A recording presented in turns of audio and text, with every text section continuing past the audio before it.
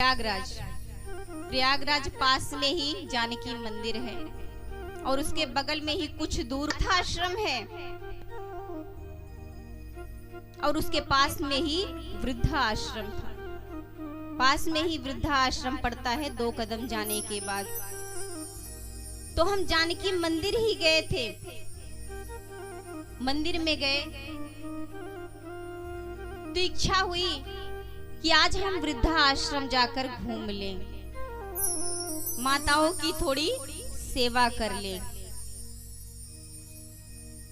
तो जब हम वृद्धा आश्रम गए तो एक माता थी, बूढ़ी माता थी, एक बूढ़ी माता थी और बाहर ही खड़ी हुई थी। तो मैंने कहा, माता आप यहाँ क्या कर रही हैं? माँ यहाँ आप क्या कर रही हैं? और जैसे मैंने पूछा कि आप यहाँ क्या कर रही हैं तो वो बूढ़ी माँ रोने लगी। वो बूढ़ी माँ रोने लगी। मैंने पूछा, क्या है माँ, आप क्यों रो रही हैं?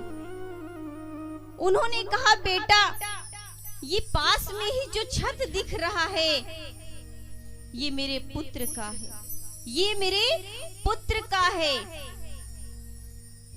और बिटिया मैं देख रही हूँ कि मेरा जो नाती है वो छत पर आ जाए तो एक बार उसको मैं निहार लूं। बेटे तो हमको अपनी शक्ल नहीं दिखाते, लेकिन बेटे की शक्ल तो कम से कम मैं निहार लूं। माँ कहकर रोने लगी कि बेटे तो अपनी शक्ल नहीं दिखाते, बहू अपनी शक्ल नहीं दिखाती है, मुझे वृद्धा आश्रम छोड़ दी है। मैं सोचती हूँ कि छत के बाहर एक बार मेरे बेटे का बेटा आ जाए, एक बार देख लूं कि बेटे का बेटा कैसा है, बेटे का बेटा कैसा है।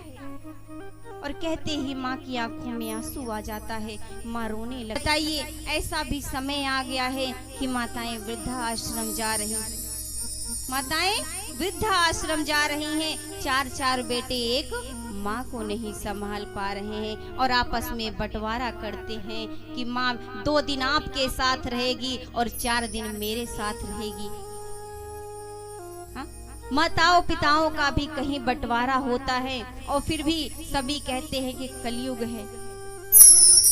कलयुग कहाँ से आया है? आप अपने माता पिता को ही अलग कर देते हैं, पति पत्नी को ही अलग कर देते हैं। इससे बड़ा भी पाप कोई है?